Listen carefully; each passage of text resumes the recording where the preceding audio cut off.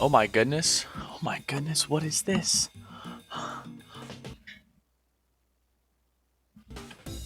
Anyway, we're doing something a little different here. I'm going to be watching a long form video now instead of watching Instagram Reels or something short form like that. So we're just going to test this out. We're watching about dark web websites that are what's it called? Disturbing dark web websites. This video is by Snook. Never watched him, but link in the description. Most people think of the dark web as a myth, a place full of hackers, hitmen, and horror stories. But here's the thing, a lot of those stories, they're real. Hidden behind layers of encryption are websites most people will never see, not because they're hard to find, but because once you do find them, you wish you hadn't.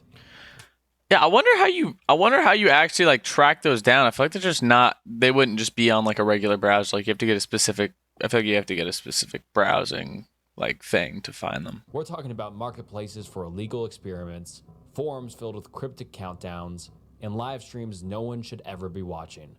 Some Live of these leak. sites were up for years, and others vanished overnight. A few people claimed they were cursed, or worse, they follow you. Today, we're not talking about urban legends. We're talking about the darkest corners of the internet that actually existed. And by the end of the video, you'll understand why some people say curiosity is what gets you killed on the dark web. Please like and subscribe. It helps so much. And let's get into some disturbing dark web websites. Oh god, dude. AlphaBay. Most of you have probably heard of the Silk Road, the infamous dark web marketplace where drugs were freely sold. You might not know of its successor though, even though at its peak it had 10 times the users that Silk Road ever had.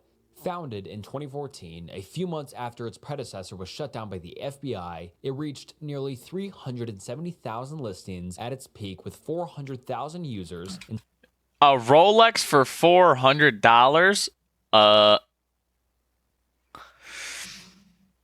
It's called AlphaBay. Over $800,000 flow through the site in the form of crypto transactions every single day. The creator, Alexandre Casas, under the moniker Alpha02, was well known in carding forums, the black market for stolen card info. He would help out over there and eventually would decide to start his own marketplace, and AlphaBay was born. It was modeled after a conventional e-commerce site. In its About Me section, Casas said that its goal was to become the largest eBay-style underground marketplace. He was well aware of the illegal activities he was facilitating and even advised vendors on how to avoid law enforcement. He charged each vendor a fee so they could sell on his site and charged a commission on each transaction, around 2 to 4%. A staff on payroll helped him maintain the site, which included a security administrator, D Snake, who had similar access as Alpha02, several monitors who could help refund Bitcoin, scam watchers who would look out for phishing attempts, etc., and even a PR manager who would manage outreach by posting on Reddit and other public forums. However, just like Silk Road, it would fall too. And for the same reason, too, laughably sloppy security. When AlphaBay was launched, an associated forum was launched to allow customers to discuss. When you signed up, it asked you for an email for password recovery. And to that email, AlphaBay would send an email welcoming them. Sounds like a good idea, right? Customers should feel welcomed after all, except for the fact that the email address that sent these emails was actually Casas's personal email. Whenever you wanted to reset your password, you would also get an email from the same address. Obviously, law enforcement very easily found out who owned it. Casas's name and date of birth was 2013 Lamborghini Aventador. Why are we Porsche? Are these all his cars that he owned, or what is this? What does this mean? Was revealed, and his LinkedIn profile showed that he worked at EBX Technologies. EBX Technologies was supposedly a web design firm, but its website was barely functional itself. Not a very good first impression for potential customers. In fact, as you may have guessed, it was a shell company to manage his crypto holdings and liquidate them without too much trouble. Currently, the website displays this message. Following the sudden death of Mr. Alexandre Casas in July 2017, CK acquired a portion of the assets of EBX Technologies. If you are a company or an individual who has done business with EBX Technologies in the past and have pending work or other needs, please contact us at your convenience. We would be delighted to meet you and discuss how we can help. We look forward to hearing from you. When it comes to the company that supposedly purchased... I'm going to take a wild hot take. I'm guessing he didn't die. The sudden death. Just the assets of EBX, Sick is a very unique web design and development website. There's a chance that EBX Technologies did service web development for that Kazis was living in Bangkok, Thailand. The Royal Thai police, working together with the FBI, arrested him. Incredibly, his laptop was open, unlocked, and unencrypted. Wow. He was logged into the AlphaBay website as admin, and he was in the process of rebooting the server as it went offline from an outage that the law enforcement created themselves. Every single password, including the website and server passwords, were listed in an open plain text file. Obviously, they seized everything. Apparently, Kazis like to be organized, as there was another file that identified all assets and holdings that Kazis held. It was very detailed, listing the storage and location of all crypto and assets like cars and property that he had bought. Pretty convenient for the police to find and seize everything. It turns out he was also trying to obtain citizenship in Cyprus, where it is possible to gain residence by investing in the country. He had sent 2.38 million euros to buy a villa to a Cyprus bank and had successfully bought his way into the country. And you may wonder why Cyprus? Well, Kazis probably chose it for its unique extradition laws. Before the formation of the European Union, countries would refuse to extradite you for crimes you committed in another country. However, after the formation of the European Union, this changed, and now EU countries consider each other as domestic for the purpose of extraditions, despite Cyprus. Yeah, I was about to say he definitely wanted to move there specifically for the reason that all the crimes he committed would just not be valid there. Being a part of the EU, its extradition laws are different and would reject any foreign interference. And side note, the US is actually the only real exception to this, however. Cypriot banks only interface with the EU, so it does not get involved. Furthermore, they are very careful to not conduct business with any US citizens. Combined with the fact that citizenship can be easily bought and the banks don't really care where the money comes from, it makes it a very attractive location to launder money through. In the end, he had a total net worth of $23 million from his underworld empire. A few days after his arrest, he was found dead in his cell, allegedly committed S-word. Many in the dark web community felt like he was murdered. This was not the end of the story for AlphaBay, though. Oh no. You might remember a site administrator that had a similar level of access to the site, D-Snake. 4 years later, he relaunched as the Lone Leader to make the AlphaBay name be remembered as more than the marketplace that got busted and founder made out to have committed S-word, in his own words. This time, however, the site would not compromise on security.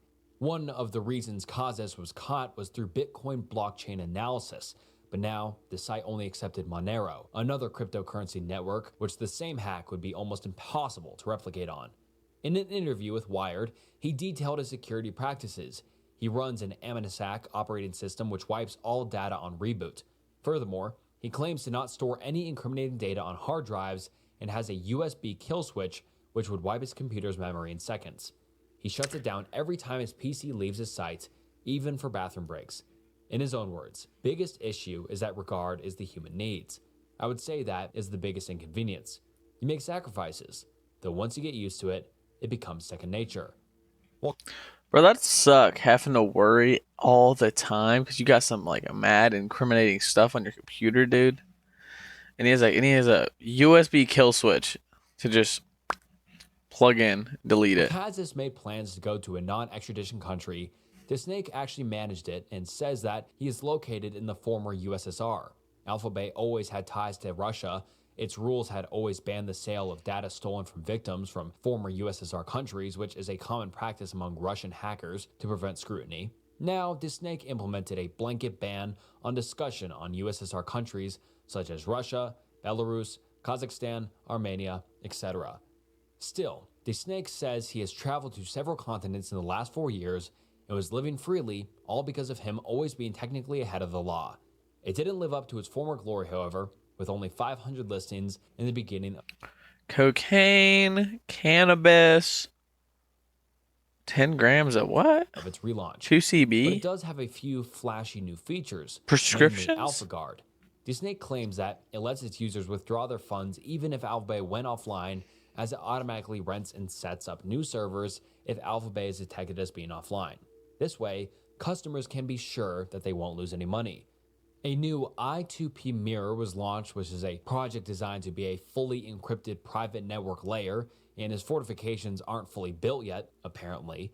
He plans to make a fully decentralized marketplace with no singular point of failure, where he plans to host AlphaBay. The community is more skeptical. 267 such as a sold thread on a majority Russian forum, XSS, where many users are distrustful of Snake. It's fake and 99% sure, and feds opening it again. One commenter wrote, Snake's utopian vision didn't last long. In January 2023, the site went offline. Yeah, because like that site already got busted, and bro brought up the same site. They already knew about it, so I mean, yeah. This wasn't unusual, and the site was supposed to come back shortly. However, time stretched on, and there was nothing. Snake was radio silent. A month later, one of the AlphaBay admins posted a message on Reddit, going by the handle AlphaBay the Cyprit. They claimed that it was not law enforcement, the signs were just not there. Instead, it was partially shut down because one of the canaries used by the site was not signed on time. A canary is a way to tell users that a website may have been compromised. It requires the administrator to regularly sign a public message containing some independently verifiable information with their key. If it is not updated, it may indicate a security breach. Snake, as part of his moat, implemented this directly into the security. It would basically initiate a lockdown on the market because Snake had not signed it with his key for a month. This was not the first time this happened either. Similar incidents had occurred previously, but the site had always come back. This time, though, it looked like it was gone for good. So where was Snake? One theory that makes more sense is that he was a casualty of the Turkey-Syria earthquake. He did say that he lived in a non-extradition country and had some strong links to Russia. Syria is mostly under the control of the Syrian Arab Republic, which is backed by Russia and Iran. 24,000 Syrians died in the devastating earthquake, and Snake could very well have been one of them. However, there is no concrete proof, and what really happened to Snake remains a mystery, just as he would have wanted to be. Cannibal Cafe. Everyone has their unique taste. Oh my god, this one's already gonna be bad, bro. This one's called Cannibal Cafe. Oh my. But most of the time they're legal, and while weird, are usually harmless. But there's a discussion. I'm gonna have to lock in for this one, bro. A group of people out there whose interests and hobbies are borderline psychotic. Started in 1994 by Perro Loco, Cannibal Cafe was a website for, well, cannibals. Loco was well known in these dark corners of the internet and was hailed as somewhat of a celebrity, popularizing a quote-unquote artist who would depict bondage, torture, and cannibalism in his art. This artist went by the pseudonym Dulcet. While it was just a moniker, the word Dulcet is defined as a pretty terrible kick. It's a fish about some, disgusting stuff, and I'll leave it at that. Loco would continue posting and popularizing Dulcet's work, and after a while, Dulcet gave him full permission to post it online and was pleased that he was getting the free promotion. This is what prompted Loco to create the Cannibal Cafe. It lasted for 8 years before it was shut down by a distributed denial of service attack by German authorities. Yeah, for 8 years. However, it managed to produce some of the most gruesome stories of documented cannibalism ever. And this would range from people signing themselves up as livestock to Loco killing and eating an entire human being. The website would feature a gruesome livestock marketplace, which was constantly filled with individuals, both men and women, looking to eat or be eaten. People would apply to be livestock and go through training. You can use your imagination as to what the training might have been. They would call these people who signed up to be livestock as cows, and it was outlined in the subhead of the webpage that there is no limitation of the intended or actual use of any of our cows. But should any leased livestock be terminated during the lease period, you'll be invoiced for the full purchase price. I'd rather not find out what some people did with their purchased livestock, but it only gets worse from here. Chelsea Loco, Perro Loco's supposed. So what, would you order livestock, and they would ship it to you. Like, would the person that signed up to be the quote unquote livestock just be like, all right, he bought my middle finger, let me chop it off, throw it in a box, mail it to him. Otter was on the website, and the description is, well, horrifying. Daddy, I'm ready. Hope I taste as good as Mom. And then it goes on to describe her height, weight, and some general descriptions of her body parts. And I'll leave that out, but it's just horrifying. Another livestock listing was Cow Tina, who supposedly engaged in S-word, and her meat was up for sale. Cannibal Cafe wasn't only for genuine savages who wanted to own and sell humans to eat or do even worse things with, but it had several other branches. Stuff shows are adult videos which involve murder as a form of, I guess, fun video for some people, psychopaths. Let's get into the disclaimer. Our websites are subscription or pay-per-view entertainment for adult audiences only. Our sites contain nudity and simulated violence intended purely as fantasy entertainment. We do not encourage nor condone real-life violence against others. There is no pornography at these sites, and no one is actually hurt during the making of our photo stories and videos. That's a load of bullshit. No one's actually hurt, buddy. You run a place called the Cannibal Cafe where they sell people's fucking body parts. People are doing it for real. Link to several other websites which would contain videos of men, but mostly women in other adult videos. Despite the very convincing disclaimer, the videos on the sites were real, with real women and men taking part in these heinous acts. The website encouraged heavy participation of viewers, that being through one of two ways. The first being a guest book where users would sign, leaving recommendations, opinions, or really whatever they felt like saying. This guest book had a concerning amount of sign-ons, each with increasingly concerning messages. Great site. Looking forward to see more ESP, more cows from Europe available for turns.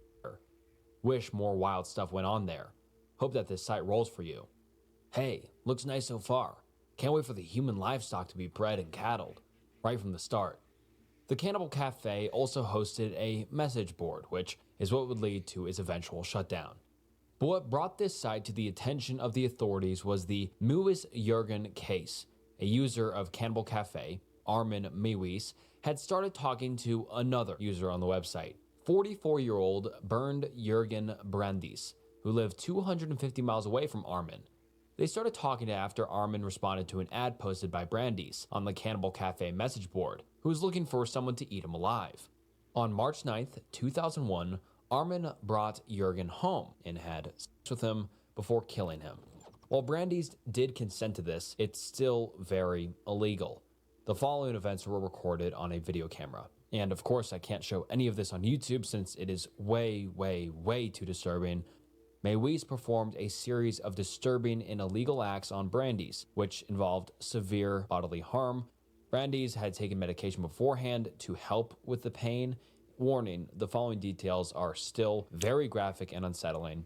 Viewer discretion is strongly advised, and if you have a weak stomach, please skip to the timestamp on screen. We're gonna lock Following in. these initial acts, the two prepared and shared a meal involving Brandis' body.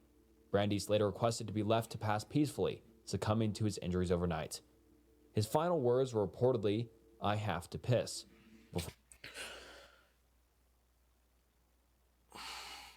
Bro, there's very vague things, very random out of random thoughts, but bro, having to piss before you permanently. Ooh, that's bad. That's bad, bro. That's not good. It collapsed. In the months that followed, Mewis continued So to bro just went, hey, I kinda have to piss, by the way. parts of Brandis before being arrested in December 2001. What are you? Mewis continued to consume parts of Brandis before being arrested in December 2001.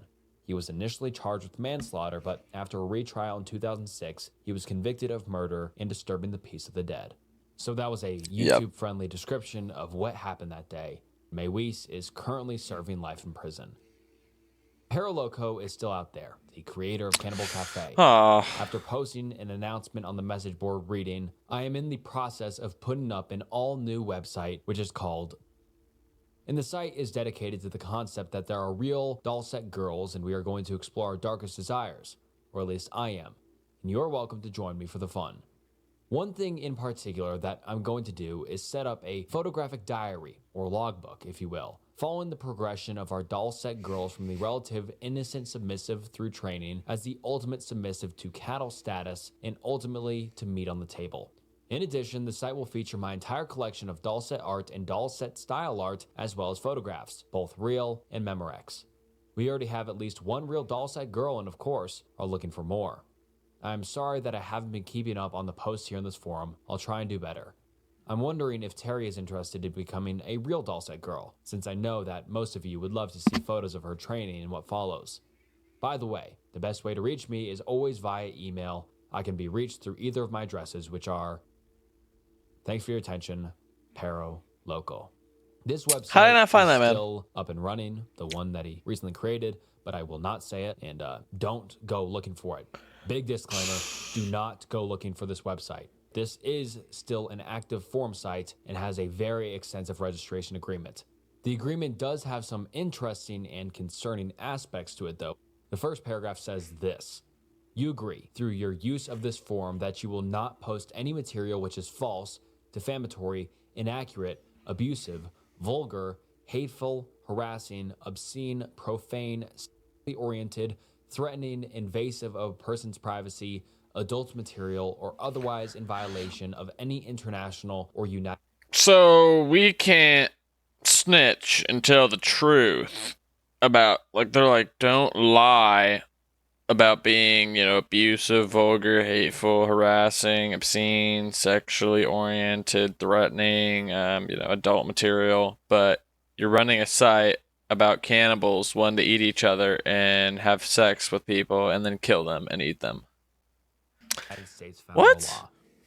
The website will force you to provide your legal, legitimate information. After you register and log into this forum, you'll be able to fill out a detailed profile. It is your responsibility to present clean and accurate information. Any information the forum owner or staff determines to be inaccurate or vulgar in nature will be removed with or without prior notice. Appropriate sanctions may be applicable. So they care about if your profile's a little, like if you put a dick as your picture. Oh, get him out of here. Get him out of here. That's terrible. But we're going to videotape murdering people and eating them. That's okay. Okay. And if for any reason they're finally caught, they politely inform you that they will outright leak your personal information.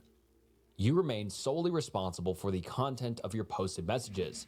Furthermore, you agree to indemnify and hold harmless the owners of this forum, any related websites to this forum, its staff, and its subsidiaries.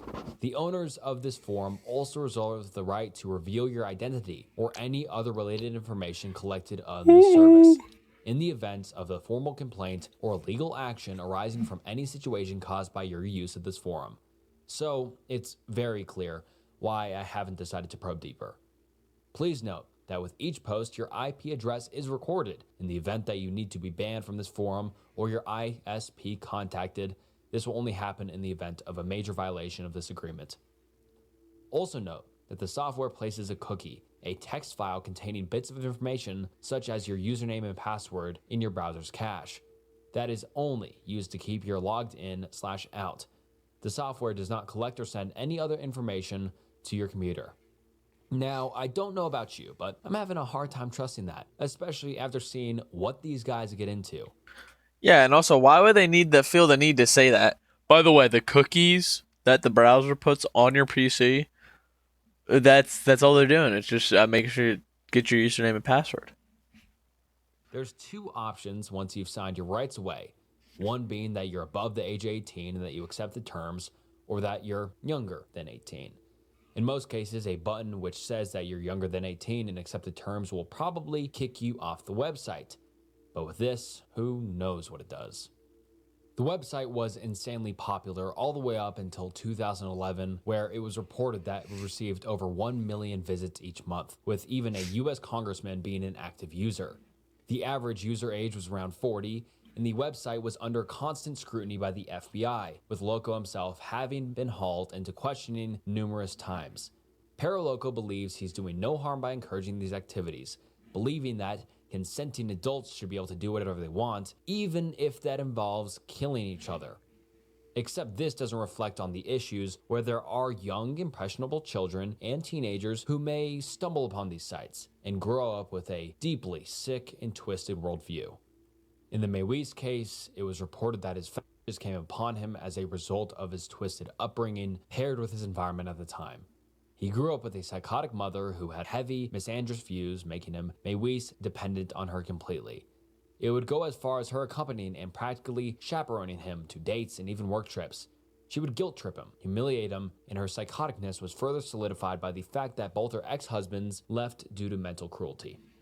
Maywis's cannibalism developed during his adolescence after he was introduced to home slaughtering of cattle, poultry, hogs, and deers, and being taught how to gut small animals like rabbits since he was just 6 years old. In most cases, this would have led to anyone else turning into a well-adjusted and equipped individual with strong survival skills and a pretty fun and cool childhood. But due to his upbringing being so lonely and an early exposure to the internet, it led to him murdering a man instead. Consent or not, murder is still murder. Besa Mafia. The Besa Mafia was, as you might expect, not your typical organized crime syndicate that had unusually strong ties to Mediterranean countries. Instead, it was a new age assassination marketplace hosted entirely online. Hitmen were freely available for hire to carry out your dirty jobs, from maiming to kidnapping, and of course, murder. For the ambitious, you could even apply to be one. Soon, however, the facade crumbled. Chris Montero, a systems administrator who runs IT security for a firm in London, is a digital vigilante working as an independent cybercrime researcher in the off hours. In 2016, he stumbled on the website, Besa Mafia, and wrote a scathing critique on its blog, Pirates London, claiming that it was a scam and exposing its many security flaws. Reputation was very important to the owners of Besa Mafia, and the supposed site administrator, Yura, messaged him, furious, imploring him to take it down and then attempting to bribe him. Montero, of course, refused, believing that it was an all-empty threat. Yura seemingly wasn't all smoke, however. A few days later, he sent Montero a YouTube link of him setting a car on fire, holding a sign that said that it was dedicated to Pirate London, Montero's blog. Now worried that maybe it was actually a genuine hitman marketplace, Montero, along with an anonymous cyber cop going by the name of Judge Judy, shut down the website entirely using a vulnerability that allowed him to see every order, which he later leaked online to be picked up by the FBI. Yura did not fall at this hurdle though, and continued setting up similar sites with similarly threatening names such as Sikhalin Hitman and Azerbaijani Eagles. Similar sites with Let's look at these. Assassinations. Guns, 15,000. Knife, 22,000. Poison, 40,000. Oh, God. Torture. Life ruining. Acid attack. Facial scar. Crippling. Blinding.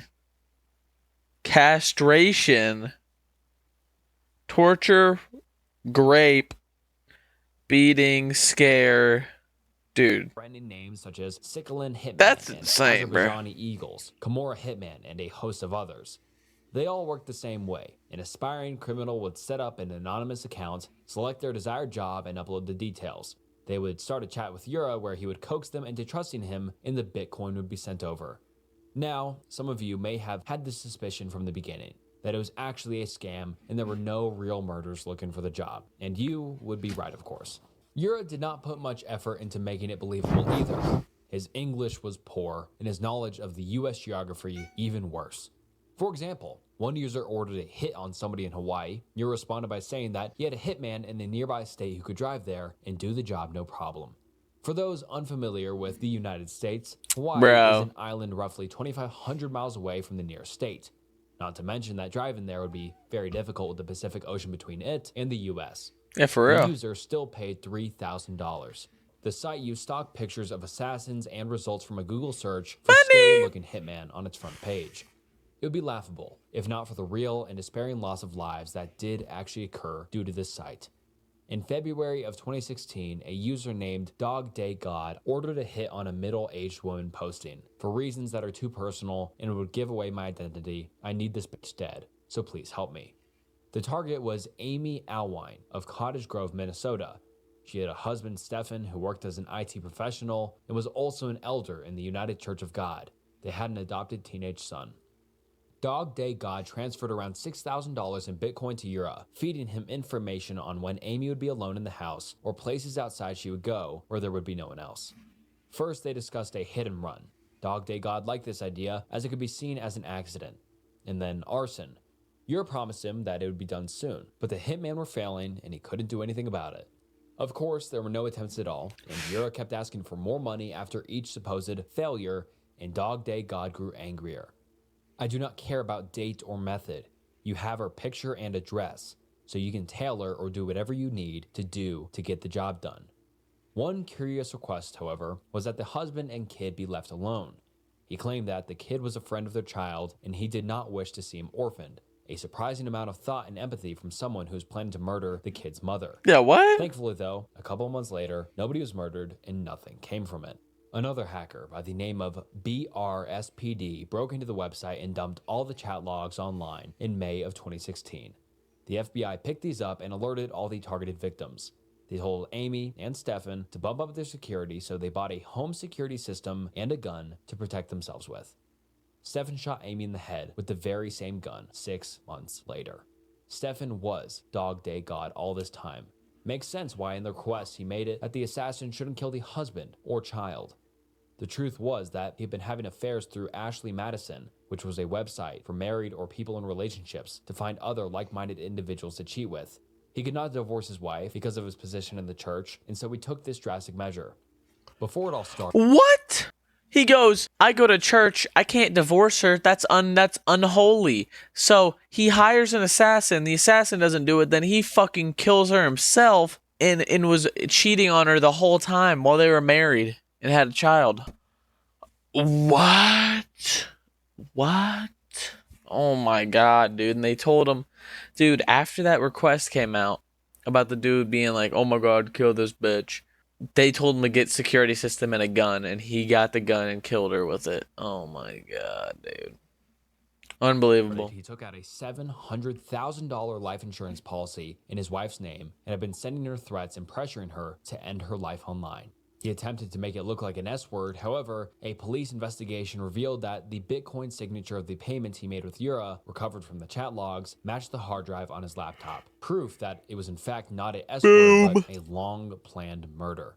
Convicted of first-degree murder, he was sentenced to life in prison. Stefan is still serving out his sentence to this day. The inhumanity of the users really showed when another order was revealed. Another user by the name of Agent Psy inquired about a possible hit on a 14-year-old. It was no prank or some sort of morbid joke either, as the user actually transferred roughly $18,500 to Yura. And so somewhere in New Jersey, a kid is walking around with a nearly $20,000 bounty on his head. Another chat log revealed that a woman from Nevada ordered a hit on her ex-husband and transferred 12 Bitcoin to Besa Mafia. She was arrested and sentenced to 5 years in prison on the charge of a murder-for-hire plot. Thankfully, Besa Mafia was a scam website, so the major loss from its creation was the Bitcoin wallets of criminals. But innocents were still hurt or killed, as in the case of Amy Alwine. A was a huge online image board. It had barely any moderation, if any at all, leading to the posting of some very disturbing and usually outright illegal videos, images, and messages. It was created in October 2013 after a computer programmer, Frederick Brennan, came up with the idea for a site which was a free, speech-friendly alternative to 4chan, which he felt was growing to be authoritarian. Brennan had grown up with brittle bone disease or osteogenesis imperfecta and lived his life in foster care, suffering over 120 bone fractures by the time he was 20. He had been using 4chan since the age of 12 in 2006. Quite the tragedy, and pretty telling when it came to where things went wrong. When his father put him and his brother in the foster care system of New York, he felt isolated and would browse 4chan for hours, dominating his childhood. He was a self-taught computer programmer and grew up to live in Brooklyn, working freelance. He was becoming increasingly frustrated with the moderators on 4chan, who he felt were too strict on what was supposed to be the wild west of the internet. Unsurprisingly, he was high on shrooms when the idea formed in his head, but was conscious enough to write it down so he wouldn't forget about it when he was sober. It took him 2 days to research and then compile a plan, releasing it online. But this fun little free speech message board experiment would turn incredibly drastic in ways you'd never imagine. 11 months after its creation, it became home to the Gamergate campaign. If you don't know, Gamergate was a misogynistic far-right wing campaign which lasted from 2014 to 2015. It started from a blog post written by the ex-boyfriend of Zoe Quinn, an indie video game dev. He made false claims that Quinn had slept with a journalist to get good reviews for her video game. This quickly spread to 4chan, and a mass harassment campaign was launched. They didn't spare any woman who defended her either, with doxing, R-word threats, and death threats becoming common. After extreme backlash, 4chan then banned any mention of Gamergate from its site, and the angry misogynists migrated to the 8chan website, where they continued to coordinate attacks on any who didn't agree with their supposed agenda. As Gamergate slowly faded from popular culture, the users remained and their agenda shifted to other individuals who opposed their mainly right-wing ideology. One such movement is the famous QAnon conspiracy. An anonymous user, Q, named after his supposed Q-level security clearance in the US government, would often post his conspiracy theories on sites like 4chan and 8chan. For those who don't know about this outlandish conspiracy, it basically outlines a theory that President Trump is waging war against elite Satan worshippers that run the government and inhabit other powerful positions in America. They believe that a day of reckoning will come where prominent leaders of this cult, such as Hillary Clinton, would be executed. Q predicted that Trump would win in the 2020 elections, but as you might already know, he didn't win. QAnon conspiracists were suspected to be behind the January 6 riots where Republicans stormed the Capitol building in an unprecedented attack. If that wasn't enough, the site was also a platform for 3 mass shooters who used it to advertise themselves. Brenton Tarrant livestreamed himself murdering 51 people in the devastating Christchurch mosque shooting in New Zealand, and he posted a link to his Facebook livestream first on 8chan with a message saying, "Well lads, it's time to stop posting and time to make a real-life effort post. I will carry out an attack against the invaders and will even livestream the attack via Facebook." His manifesto was also posted there. The Poway synagogue shooting, where 1 person was fatally shot and 3 injured, posted an extremely racist and anti-Semitic letter on 8chan trying to mirror the Christchurch shooting. The El Paso shooting, where 22 were killed and further 26 were injured, also posted a manifesto on 8chan ranting about immigration. All of these hate-filled posts received a sickening amount of praise from the 8chan user base. Cloudflare, a service that protects DDoS attacks, immediately stopped supporting 8chan as a client after these shootings. Its founder, Frederick Brennan, is disgusted by these events. He felt at least partially responsible for the hurt caused to so many due to his website. Until 2016, he served as an administrator, and his misgivings started soon after the days after the Christchurch shooting. He said that he didn't care if it was shut down, wondering whether it was a good thing that he created 8chan. Keeping it online soon became a struggle for Brennan, as bandwidth limits kept exceeding and nobody really wanted to host it for obvious reasons. Hope came from Ronald Watkins, along with his father and 8chan's current owner, Jim Watkins, who owned NT Technology, said he would host it, while Brennan acted as the public figurehead of the site. They did not charge him, only taking 60% of any profits 8chan made. Brennan soon moved to the Philippines, where he stayed in a fancy villa in Manila, provided by Watkins, who also lived there. Jim Watkins made his money by helping Japanese corn stars evade the country's strict regulations by hosting a corn site called Asia Bikini Bar and allowing them to host their content on it. In 2016, after a fallout with Watkins, Brennan soon left 8chan and gave up a complete control to the Watkins, who were prominent supporters of the QAnon conspiracy. My thing is, it said they took 60%. I'm like so tired right now. They took like 60% of profits from any money. How do you make money on a? I mean, I guess the way you make money doing almost anything else is just, I guess, for some reason gives you money. But he just like hosts a website that people talk on. Maybe people donate or something. I don't know. After Cloudflare took down their services, the site rebranded to 8chan and relaunched through a Russian host known for enabling cyber criminal activity. But its return was brief until a Vancouver-based software company, Vanwa Tech, started providing services to 8chan. Vanwa Tech is known for hosting a variety of far-right and websites such as the Daily Stormer and Kiwi Farms, a website responsible for multiple S-words in the online community. While Brennan now be appalled at what his vision had become, it is too late to salvage anything of a man, or now a as it becomes the home for the extremist far right and has a reputation so bad it leaves a bad taste in your mouth every time you talk about it. Rotten.com. You might all know about LiveLeak, the infamous internet forum where you could see things you really shouldn't see. But before that, in the beginnings of the internet, there was Rotten.com. The internet only became mainstream a couple years prior with easy access being available to the public. Founded in 1996 by a developer only known as Soylent Communications, its ideology was heavily inspired by the First Amendment.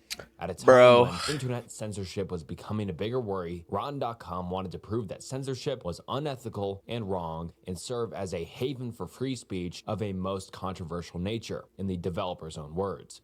It was the OG shock site. Blood, gore, and extreme graphic violence were all too common on this site. It first gained notoriety when an alleged picture of Princess Diana's fatal crash was posted on the site and traffic spiked. It was later proven to be fake, but now the site was in the public's eye. Tupac's autopsy was featured on the site, along with other high-profile crime scenes such as the murder of Nicole Simpson and Ron Goldman. It was one of the first media outlets, if it can even be called that, to cover the 9/11 attacks, and had the most videos on 9/11 jumpers. If you don't know what a 9/11 jumper is, it's pretty horrifically self-explanatory. Rotten.com had the most footage of these jumpers, as regular print and digital media had buried and or censored it out of fear that it was simply too much, too gory, or too harsh. And by the accounts of some people, it may have been for the best. I was a photo editor at Monthly Magazine in New York City on 9/11-2001.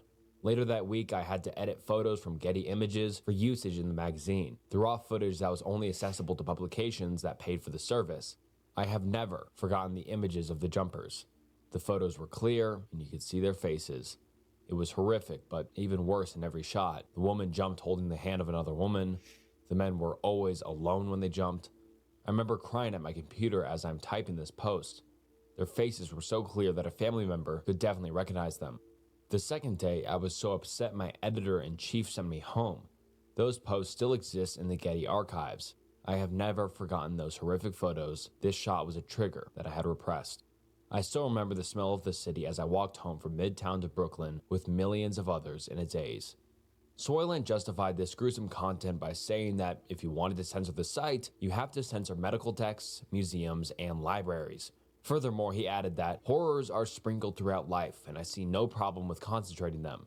If you want, we could go down to the bookstores and find pictures of cadavers for you. It's very easy. It's not possible to write a law to make it impossible to display that stuff, even for minors. It's too much of a slippery slope to take. In its peak, it was seeing roughly 200,000 visitors a day and was being investigated by the FBI for images involving and cannibalism. Those, thankfully, were proven to be fake. So, who is Soylent Communications?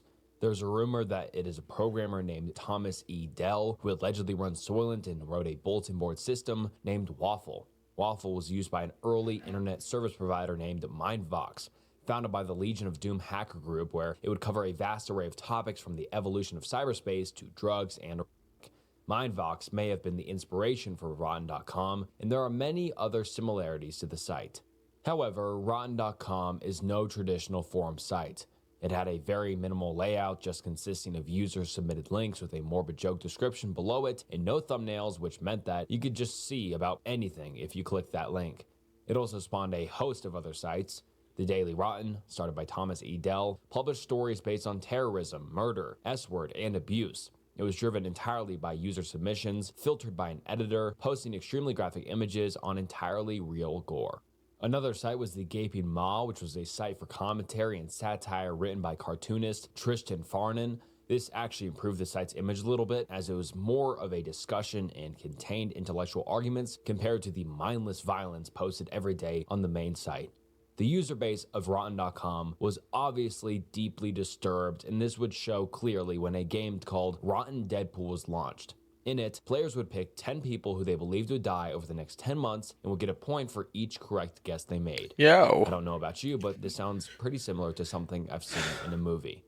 While the message Oh, of what yeah. this site is trying to achieve seems pretty clear, the problems it poses greatly outweigh the principle at hand.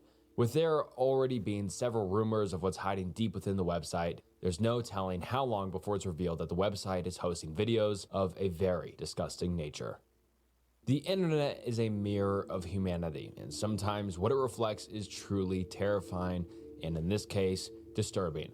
These places remind us that not everything online is meant to be found. And if you made it this far, thank you so much for watching. I appreciate you all. This is one of my favorite videos I've ever made. Please comment down below if you'd like to see another dark web video. Bro, that is insane.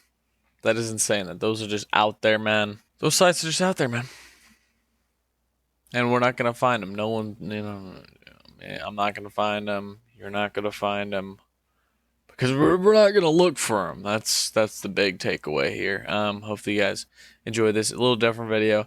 Also, it would have been a little bit better if I was, not half asleep the whole time. I think I closed my eyes for a solid few seconds there during the video. I am so tired. It is 1 a.m.